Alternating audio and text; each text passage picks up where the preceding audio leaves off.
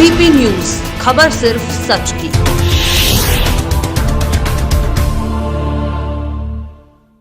संत कबीरनगर जिले में पहुंचे सीएम योगी आदित्यनाथ ने घनघटा तहसील क्षेत्र के बाढ़ क्षेत्र का हवाई सर्वेक्षण किया। सीएम ने क्षेत्र के छपरा मरगवी गांव में बाढ़ पीड़ितों से भेंट कर उनका हालचाल जाना और राहत सामग्री का वितरण किया।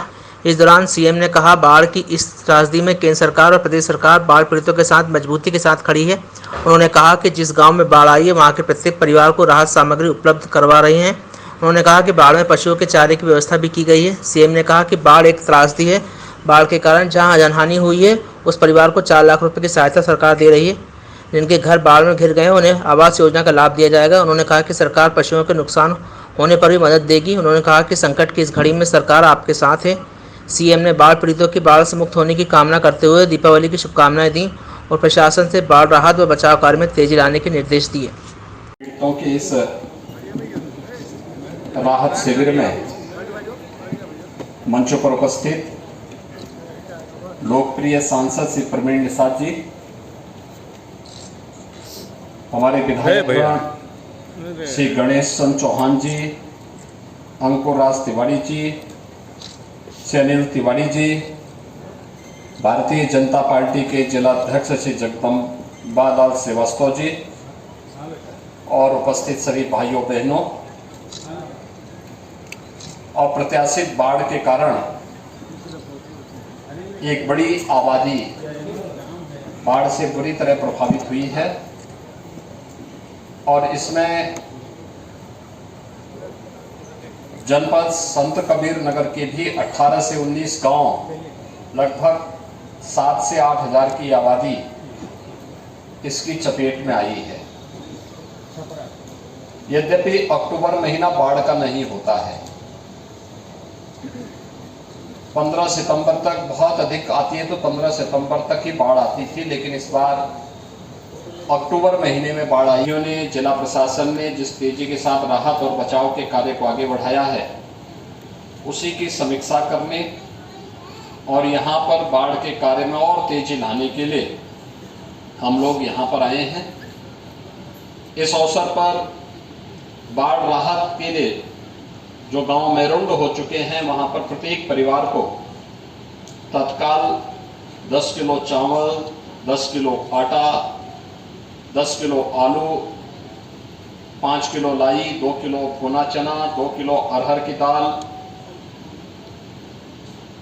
रिफाइंड तेल, नमक, मिर्च मसाले, 5 लीटर केरोसिन, मोमबत्ती, माचिस, बिस्किट, टैबलेट, क्लोरीन के टैबलेट, नहाने का साबुन, ये सभी उपलब्ध करवाने के लिए राहत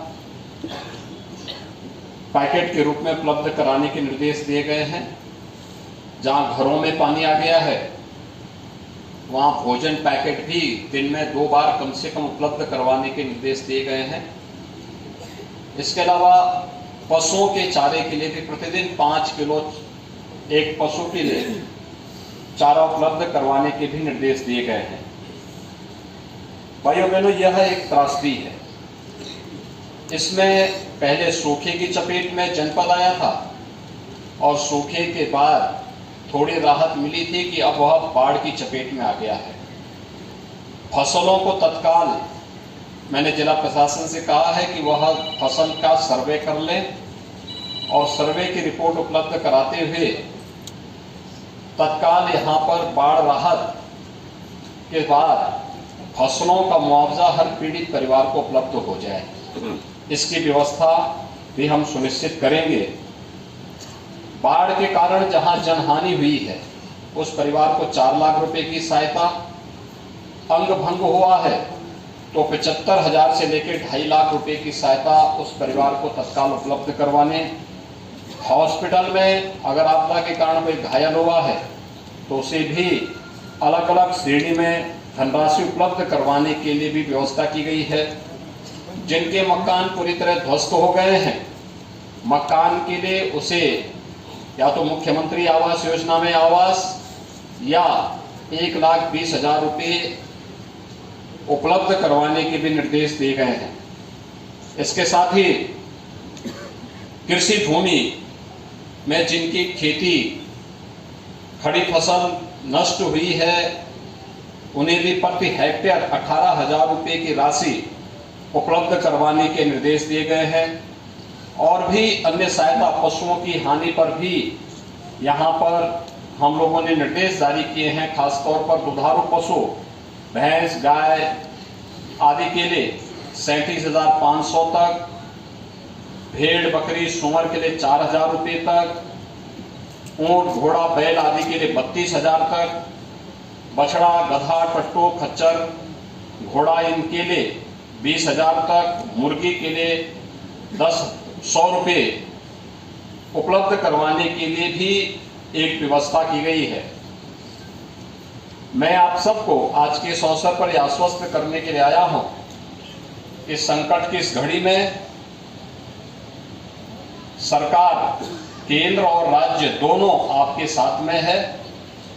मैंने अभी जिलाधिकारी से ये कहा है कि तटबंध के उस पार जितने गांव हैं, अगर उन्हें हम तटबंध के इधर कहीं बसाने की व्यवस्था कर सकते हैं तो हमें उस पर भी विचार करना चाहिए, जिससे हर वर्ष आने वाली बाढ़ के त्रासदी से इन लोगों को बचाया जा सके। मैं आज के इस अवसर पर एक बार फिर से अपने जनप्रतिनिधियों से कहूँगा कि जो भी बाढ़ से पीड़ित है, पहली प्राथमिकता, अगले 2 दिन के अंदर काफ़ी राहत मिलेगी, लेकिन पहली प्राथमिकता हमारी होनी चाहिए इन सभी लोगों को सुरक्षित स्थानों पर हम लोग राहत उपलब्ध करवा दें, सुरक्षित स्थान पर बचाने की फिर उसके बाद की प्लानिंग करें। इसके बाद स्वच्छता और सैनिटाइजेशन का भी कार्यक्रम चलाएं। दीपावली के पहले बीमारी ना आए, इसके लिए स्वच्छता के विशेष कार्यक्रम करना, छिड़काव के कार्यक्रम को करना। जहां पर पेयजल उपलब्ध है, शुद्ध है, वहां अच्छा है, जहां नहीं है पानी गर्म करके ही पिए। इन सब के बारे में भी स्वास्थ्य शिविर आदि लगाना। सांप बिच्छू या जंगली जानवर या किसी भी अन्य के द्वारा नुकसान पहुंचाए जाने पर एंटी स्नेक वेनम या फिर एंटी रेबीज के वैक्सीन भी वहां पर हर स्वास्थ्य केंद्र में उपलब्ध कराने के साथ साथ स्वास्थ्य शिविर भी हर जगह उपलब्ध करवाने के निर्देश दिए गए हैं। मैं आप सबको इस बात के लिए आश्वस्त करने के लिए आया हूं कि आपदा की इस घड़ी में सरकार आपके साथ में है और आप एक हर संभव सहायता आप सबको उपलब्ध कराएगी। आप सब स्वस्थ रहें, आपके लिए दीपावली मंगलमय हो, इस विश्वास के साथ मैं आप सबको ईश्वर से प्रार्थना करता हूं कि आप बहुत शीघ्र बाढ़ की इस आपदा से मुक्त हों और यहाँ पर हमारे सभी जनप्रतिनिधिगण, प्रशासन के अधिकारीगण, पुलिस के अधिकारीगण आपकी सेवा में पूरी तत्परता के साथ कार्य करेंगे। धन्यवाद। जय हिंद।